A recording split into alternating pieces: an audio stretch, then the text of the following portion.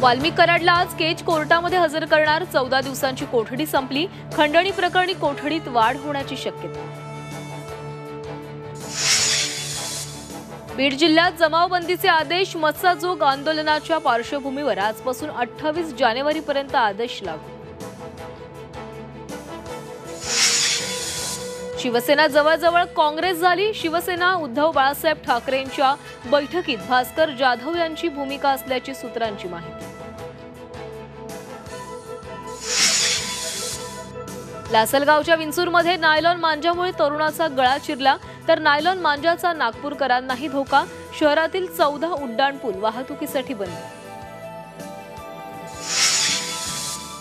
गर्भवती असताना 4 वर्षांच्या चिमुकल्याला बिबट्याच्या जबड्यातून सोडवलं।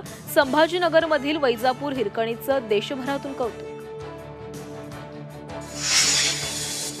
लग्नाचं आमिष दाखवत पुण्यातल्या लखोबा लोखंडेकडून 25 महिलांची फसवणूक। कोल्हापुरातील महिलेच्या तक्रारीवरून फिरोज शेखला पुण्यातून बेड्या। नवी मुंबईतील सिडकोचं घर घेणाऱ्यांसाठी आनंदाची बातमी। आता सिडकोचं दुसरं घर घेता येणार। नियमात बदल करण्याचे सिडकोचे संकेत।